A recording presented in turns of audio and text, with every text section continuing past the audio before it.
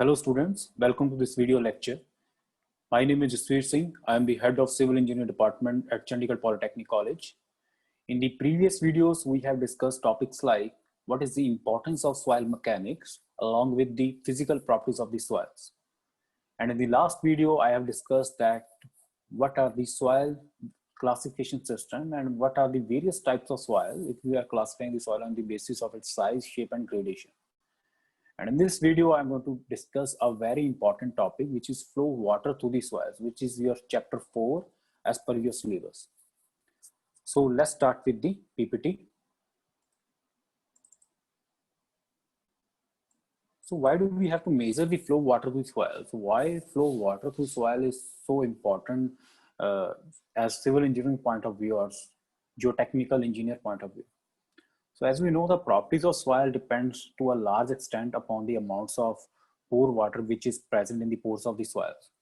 And the facility with which water is able to travel through the soil pores has much significance in many types of engineering problems. Like in the case of water retention, or you can say the water conveyance structures, which are like dams, canals, some amount of water will always percolate through the pores of the soil mass. So we can say that no structure is fully watertight.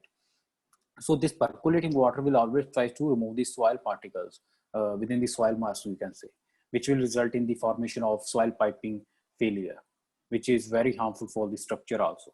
So we see that water plays an important role in the construction of foundation, and how water is flowing through the soils, that is very important to know. And the property which explains this phenomenon or this process, or you can say the flow of water through the soil, is called permeability, which is the most important properties of the soil. So in this chapter, we will discuss that what is permeability and what is the importance of permeability and how we can measure the permeability in the laboratory and on which factor the permeability will depend. The next slide is concerned with the definition of permeability and the concept of the permeability. So definition of permeability is simply is the property by virtue the soil allows the water to pass through it. And it is the most important physical properties of the soil, because some of the major problems of soil mechanics are directly connected with it. Like in the case of design of highways, airports, earth dams, or the construction of foundation, which is going to be constructed in below water. The problems like which can arise, like settlement of foundation, that will depend upon the permeability of the soil. So become a good soil engineer, you must know that what is permeability. And a material is said to be permeable if it contains continuous voids. Like such voids are contained in all types of soils, not in just a particular type of soil. Like stiffest clays are also permeable. We can say they are less permeable, but there are some amount of permeability in stiffest clay also. So in the pic, we can also see that there are 4 blocks showing the different types of soils. As you can see that these different types of soil having equal mass containing equal amount of water. So what is this pic trying to depict? That water will pass more fast as compared to the other type of soils because of the presence of voids in the soil. So as the gravel has the maximum void as compared to the other types of soils, the water will pass through the coil, through the gravel more fast as compared to the sand, silt, or clay. And in the case of clay, the water will take maximum time to pass through it. So we can say that the permeability in the case of gravel is maximum, and in the case that is least. Next slide is concerned with the importance of the permeability. Well, there are many engineering problems which requires the knowledge of permeability. And the first one is the seepage through earthen dams and canals. And all dams have some seepage as the important water pass of least resistance to the dam and its foundations.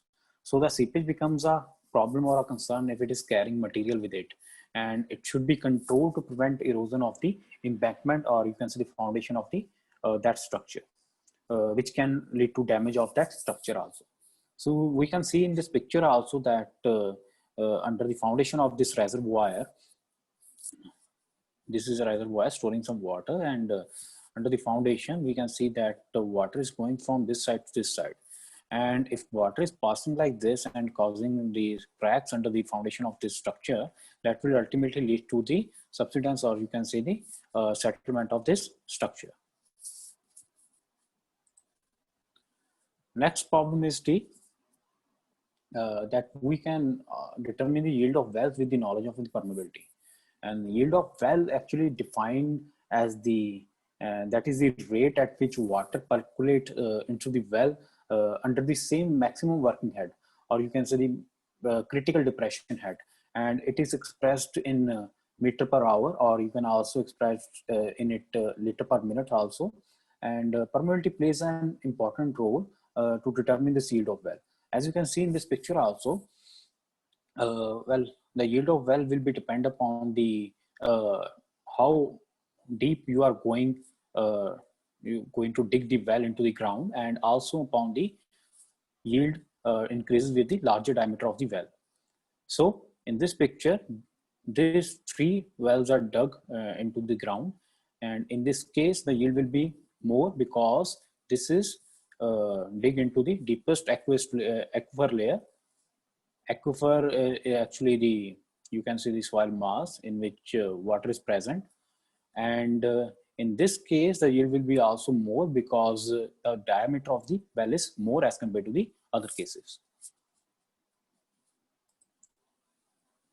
So permeability is also important to calculate the rate of settlement of buildings and other structures like dams.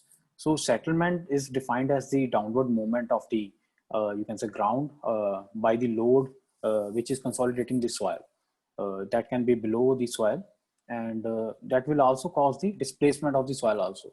So settlement often refers to the downward displacement of the ground, you can say around an excavated space, such as in the case of tunnels, shafts, and basements.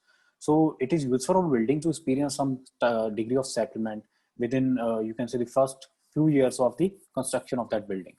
So permeability will give gives me the idea about the what is the rate of settlement in the case of that structure, or in the case of the foundation, because permeability give me the values of the stability of the foundation and what is the rate of seepage through the embankments, which will ultimately lead to the rate of you can the settlement. Well, fourth engineering problem that can be solved with the knowledge of the permeability, that is we can design the filters which are required to prevent soil piping the hydraulic structure. Well, piping is a form of seepage erosion, you can say, and that is a general name which is given to the adverse effect of the groundwater flow. Well, high seepage pressure may remove the soil material to such an extent that geotechnical structures can collapse also. So the actual word piping refers to the development of channels which form at the, you can say at the downstream side of the structure, where flow line converge with each other, and the seepage pressure occurs. And erosion process then begins. If this continues, the eroded channel may reach upstream and cause the total collapse of the structures. For the safety purpose, we always have to design the filters which can prevent this type of failure, or you can say that can prevent this soil piping.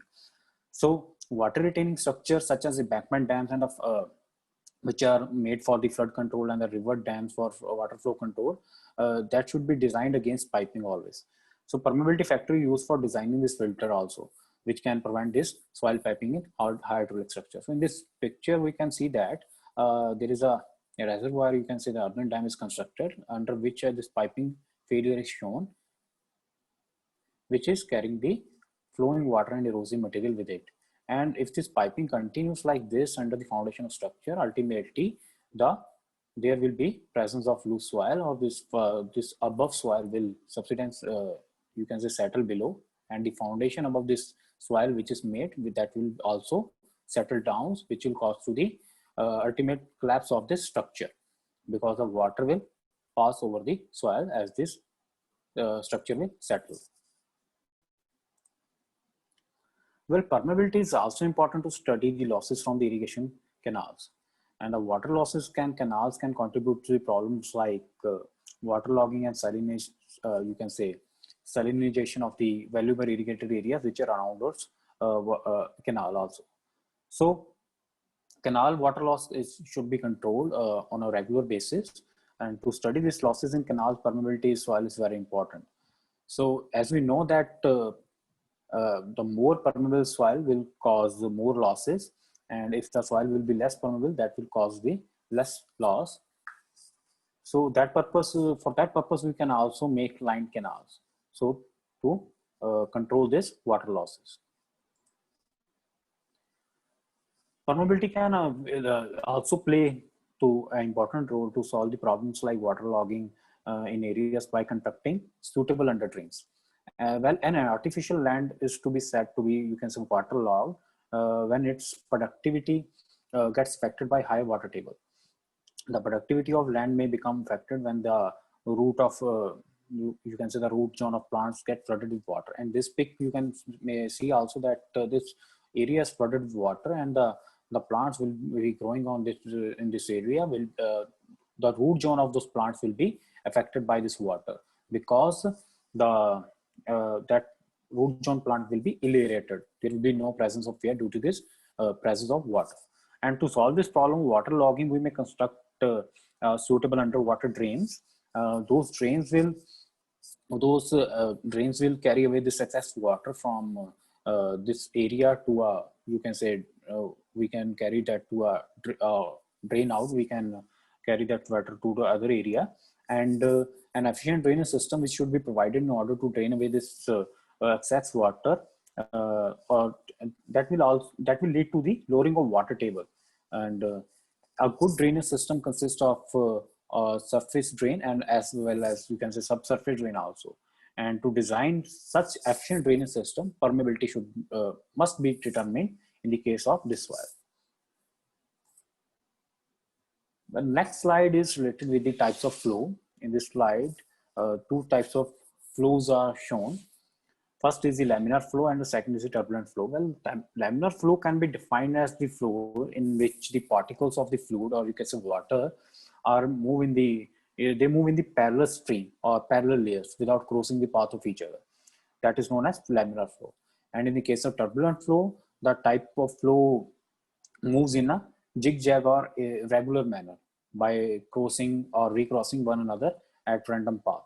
So that is known as turbulent flow. As you can see from this pic also, in the case of laminar flow, the water particles are flowing in parallel path, and this laminar flow is shown in a pipe.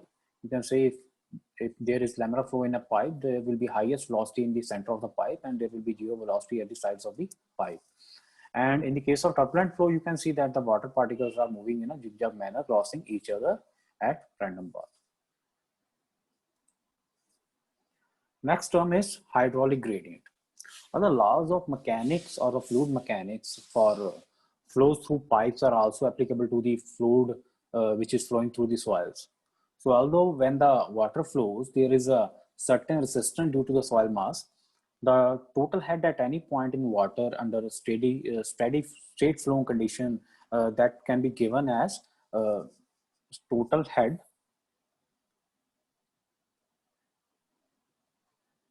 can be given as pressure head plus velocity head plus elevation head. Well, for all practical purpose, the velocity head is small and this can be neglected. So the loss of head in this picture, we can calculate the loss of head as, let's say this is a slopy area and water table is flowing in this path, and we are taking this reference plane. Let's say we are considering this area from A point to B point, and from A to B there is a head loss in water. There is a you can say there is a loss in the water head, and that water loss head is given by delta H. And if we are taking the difference between initial head and final head, let's say initial head is HA minus HB divided by the length of this particular area, That ratio is known as the hydraulic gradient. And HA minus HB can be also written as delta H, as we have explained here. And if we are dividing it by the length of that area, that will give me the hydraulic gradient. Next is the Darcy law. A French hydraulic engineer whose name was Henry Darcy proposed a law which states that for laminar flow condition in a saturated soil, the rate of the discharge per unit time is proportional to the hydraulic gradient. Well, that is given by this equation in which small q is equal to small k small into I into capital A, where small q is equal to discharge per unit time.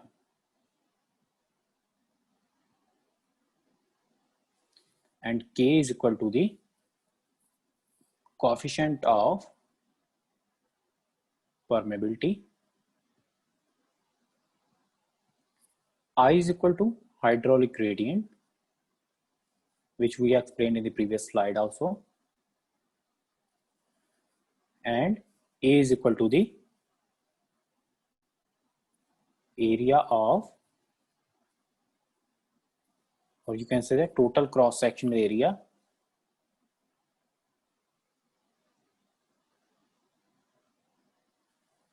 in which we have to taking discharge,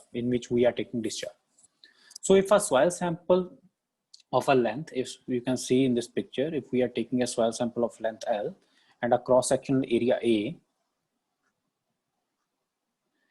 is subjected to differential head of water, which is H1 and H2,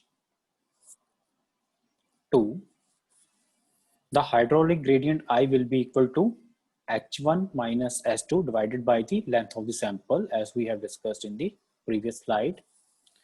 And we can write that Q is equal to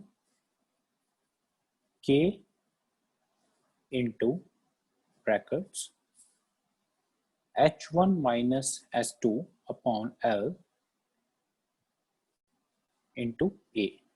So what we have done, we have replaced this I is equal to this value, which is the hydraulic gradient. And when the hydraulic gradient is unity, K is equal to V. The coefficient of permeability, or simply permeability, is defined as the average velocity of the flow that will occur, you can say, through the total cross-sectional area of soil under unit hydraulic gradient. And the dimension of that dimension will be same as velocity, which is centimeter per second. And the coefficient of permeability depends upon the you can say the particle size and the various other factors. And next slide is seepage velocity. Well, the total cross-sectional area of the soil mass is composed of a sectional area of solids and voids. And since flow cannot occur through the sectional area of solids, the velocity of, you can say the velocity of flow is an imaginary or a superficial velocity. So that to calculate, or you can say the true or the actual velocity with which water percolates through a soil is called the velocity of percolation, or you can say the seepage velocity. So it is the rate of discharge of percolating water, you can say the per unit of that net sectional area that we are considering of voids, which is perpendicular to the direction of flow also. So in this relation, the seepage velocity, which is denoted by Vs, we can write it as the seepage velocity is equal to Q upon AV, where Q is the rate of discharge and AV is the net sectional area of voids. So seepage velocity is equal to the ratio of rate of discharge upon net sectional area of voids in which the water is percolating. The next slide is concerned with the what are the factors which will affect the permeability.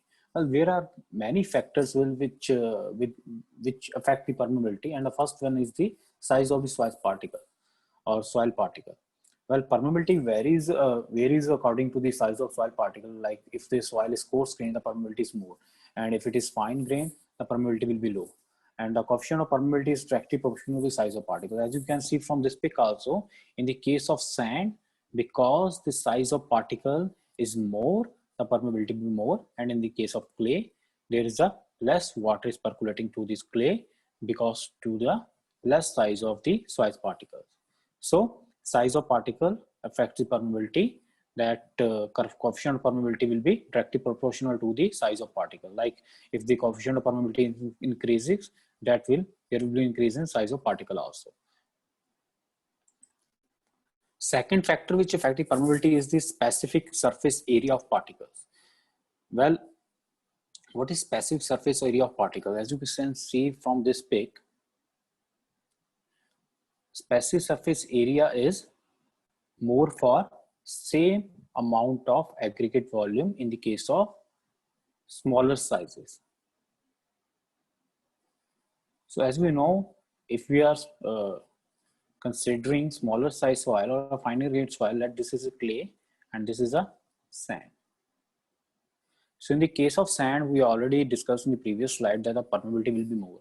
So as the specific surface area of the sand is less, the permeability will be more in the case of sand.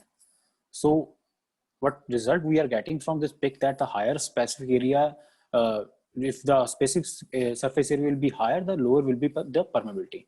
So we can say that the coefficient of permeability is inversely proportional to the specific surface of area. So in the last, we can say that if the specific surface area of the soil is small, the permeability will be more.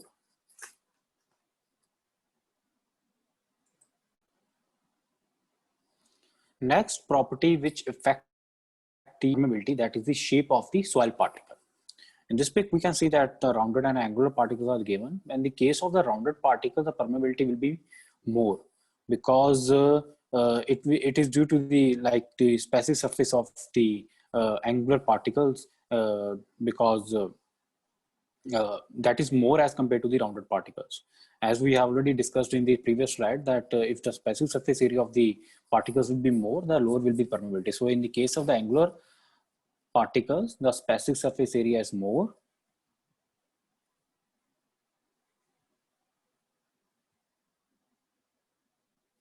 which will cause lower permeability. And in the case of rounded particles, there will be more permeability as compared to the angular particles. So that's how shape of soil particle is affecting the rate of permeability. And it will be due to also that the angular particles are causing less voids or less spacing between them to the setting, you can say interlocking between them. As you can see that there are more voids, there are more spaces as compared to the angular particles. So that will also lead to the more permeability in the case of the rounded particles. Next factor is the void ratio.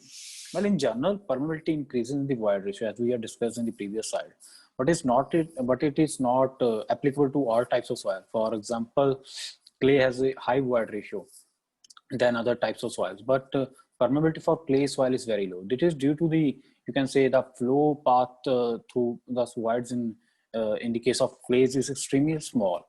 The flow path for the water is extremely small in the case of clays. So water cannot permeate through this path easily. So the relation between the coefficient of permeability and the void ratio can be expressed from this equation. This is the coefficient of permeability, which is directly proportional to the proportional to the CE cube upon 1 plus C, where C is the shape of the flow path and E is the void ratio. And for the coarse grained soil, we can neglect this C, and that equation will become K proportional to the E cube upon 1 plus C. Next property which affects the permeability is the soil structure. Well, structure of any two similar soil masses at similar void ratio need not to be same. It varies according to the level of compaction applied. Like if a soil contains this flocculated structure, the particles are in tandem orientation. So in the case of this flocculated structure, the permeability will be more. I'm going to write here, in the case of this flocculated structure, the permeability will be more. And if the soil contains this dispersed structure, the particles are in like the in face-to-face orientation. So in this case, the permeability will be low.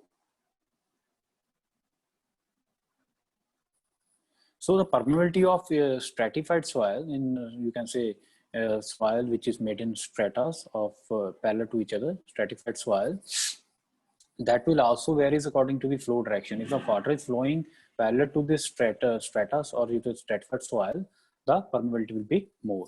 And if it is perpendicular, while water is flowing in this direction, the permeability less. So the stratified, you can say the strata, direction of the stratas will also affect the permeability. Next factor is the degree of saturation.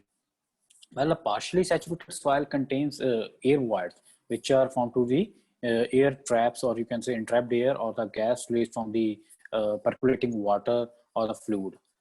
So this air will block the flow path, which will lead to the less permeability, which will lead to the you can say the reduced permeability. And in the case of this soil, which is fully saturated already, this will be more permeable than this partially saturated soil. So as you can see this picture also, this fully saturated soil will have more permeability and this will have less permeability. And the reason behind it is the air entrapped between the void of this soil. Because this soil is partially saturated, that will cause to blockage of the water to pass through it, which will cause less permeability of this type of soil. Well, next is the properties of water.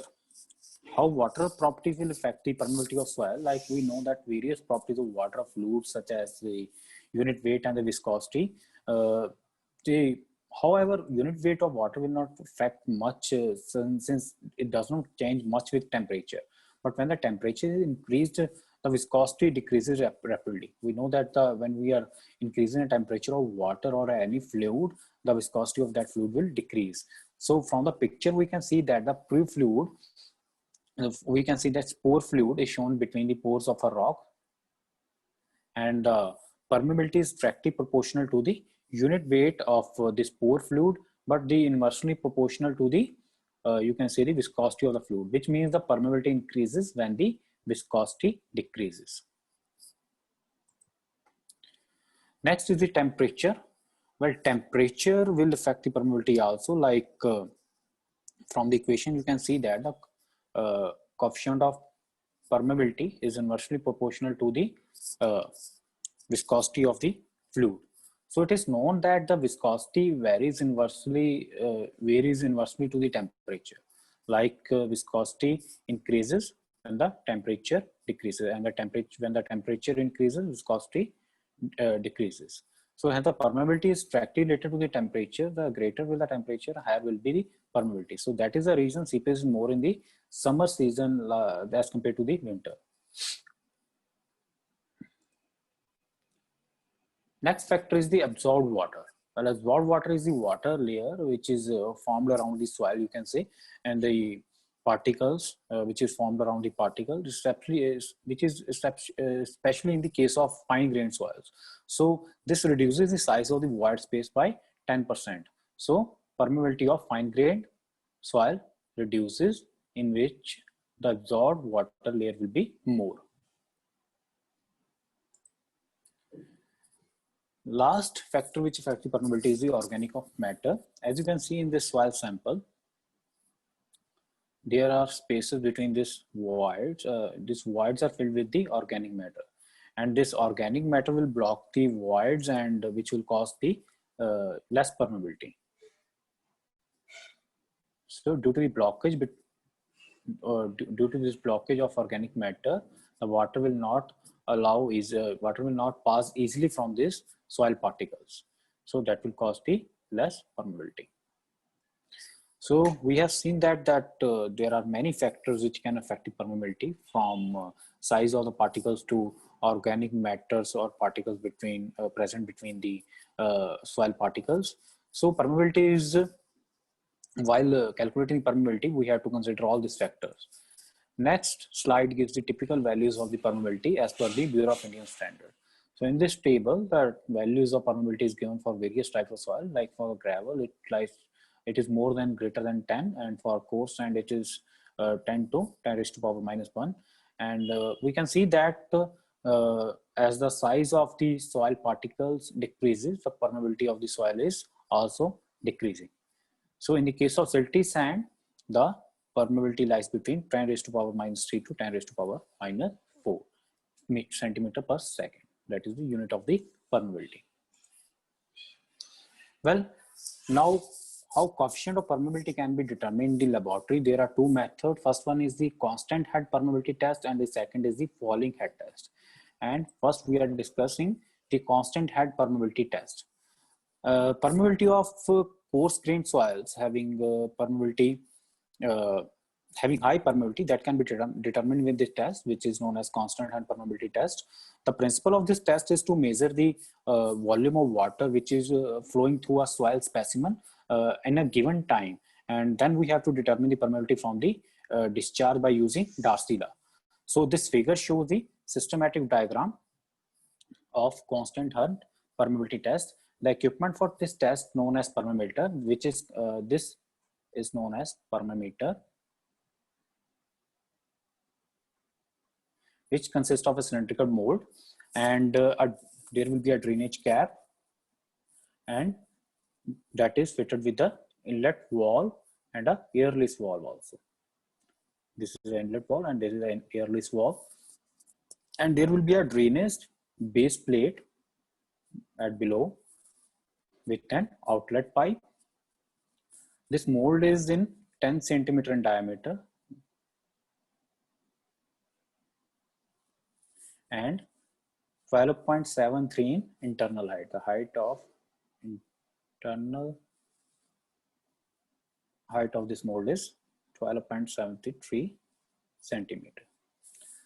And this base plate, the bottom base plate has a recess at its center, which is the bottom porous disc is placed on it, and a filter paper is placed over this bottom porous disc also.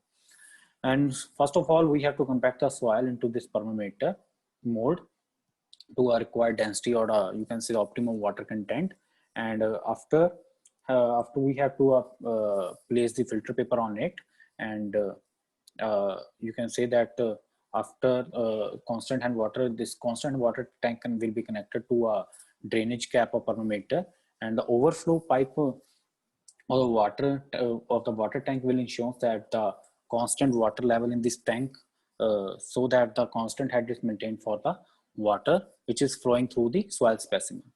And the permeameter mold is connected to a bottom water tank. This permeameter mold is connected to this bottom water tank with an overflow pipe. This overflow pipe, it is shown here. When the water will overflow, that overflow water will goes into this graduated jar. And before commencement of the test, we have to see that the soil specimen should be completely saturated, because the Darcy law is valid for the completely saturated soil. So after the soil has been completely saturated, the constant head reservoirs are connected to the drainage cap of the permeameter mold, and after that water is allowed to the, you can say, pass through the soil sample for sufficient time till a steady state is established, you can say. And after we have established the steady state, that water is collected to a bottom tank, and from the bottom tank it is collected to the graduated measuring jar for a convenient time period. And that you can say we can measure that water which is overflowing through this bottom tank to this graduated measuring jar for a given period of time with the by using a stopwatch. And if Q, you can say, if Q is the volume of water collected in a time interval t, so we can write it as the Q is equal to Q upon t, where you can say the Q is the discharge from the soil sample, and t is the time for which we have collected the water. So as per Darcy law, the discharge is given as K into I into A, where K is the coefficient of permeability, I is the hydraulic gradient, and A is the net cross-sectional area. So we can write it as, we can take the value of K from this equation. K is equal to Q upon TIA, and Q is the discharge, and we have taken the value of I is equal to H upon L, and after multiplying it by it will become L upon H into 1 upon A. So in this particular equation, we have taken the value of I, which is the hydraulic gradient, which is L upon H, and after justifying, this equation becomes Q into L upon THA, where A is the cross-sectional area of the sample. So this test is repeated several times, and the average of the several permeability determination is taken as the permeability of the soil. And the constant head permeability test is, you can say, the suitable only for the coarse-grained soil, for which a significant volume of water can be collected at a reasonable time interval, you can say.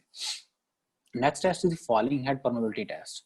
For the soils having low permeability, like in the coarse fine-grained soil, the quantity of water, you can say the water collected in the graduated jar in the previous case will be very less, or it will be small, which can not be measured accurately. For the such soils, or for the fine-grained soils, we can use this falling head permeability test, or it is also known as a variable head permeability test. So this test is most, you can say, more convenient in the case of cohesionless soils also, because the constant head test becomes because of the simpler instrumentation of this soil. So this, in this case, the permeability used in the falling test is same as used in the you can say this permeability is the same as we have used in the constant head permeability test, having 10 centimeter diameter, and the internal height is equal to 12.73 centimeter, and the capacity of this permeameter is 1000 ml, and it is connected to a vertical standpipe, and we know the area of this vertical standpipe also, and the permeability mold has a drainage base, as same in the case in the you can say in the case of was constant head permeability test. So what we do, after placing the bottom porous disc, the soil sample is compacted into this permeameter mold, and after that we have to place the top porous disc on this compacted soil. The purpose of this using this bottom porous disc is to prevent the washing and escape of the soil particles during downward flow. The water is flowing through the soil sample. We have to prevent the soil particles to pass through this you can say the washing of the scrape of the soil particles. So for that purpose, we have to put this porous disc, and this while the top porous disc will helps in the distribution of the inlet water of the entire cross-sectional area of the soil sample. The porous disc and the water tubes should be de-aired before placing the sample, and before conducting the test, we have to remove the entrapped air, and we have to make sure that our sample is fully saturated. That can be achieved by you can say applying some vacuum through the drainage gap. After closing the drainage valve in the drainage base, and we can release the air in the drainage gap, and the vacuum pressure is slowly increased to the 70 centimeter of mercury, and that is maintained for about 15 minutes. Then the soil sample is saturated by allowing the de-aired water to flow upward from the drainage base under vacuum. So when the soil sample is fully saturated, both the top and bottom outlets are closed. After that, we can fill the stand pipe with the water to a required height. This vertical pipe is filled to a water to a known height, which is taken as H1.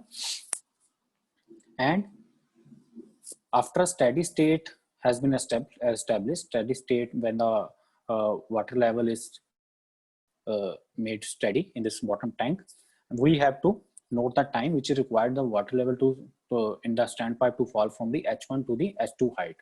Like when water will go H1 to H2, we have to note that time, and that these both heights are taken from this reference point from the bottom tank, and the water when the head of water in the standpipe is H, let the head you have to drop the head by dh. Let's say when there is height of water is H in this standpipe, we have to drop the head of water by dh, this TH, and we are noting this time. Let's say the time is dt, and we get the equation to calculate the coefficient of permeability of this from by this test, that is equal to the K, which is the coefficient of permeability, is equal to A upon AL, small a upon small a into small l upon capital A into small t log E into H1 divided by H2, where L is the length of the sample, A is the area of permeameter, and H1 is the initial head of the water, and H2 is the final head of the water after time t, for which we have recorded this. We have recorded in this operators. So that's how we can calculate the coefficient of permeability by this equation from this test. And this both test gives the value of the permeability, and these both tests are conducted in the laboratory. Apart from this test, there are some other tests which can be conducted in the field also, like pumping in, pumping out tests.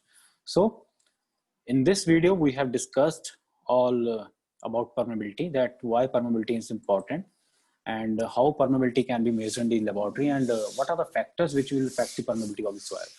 So thank you. If you have any queries, you can always mail me at hodcecpc@cumil.in.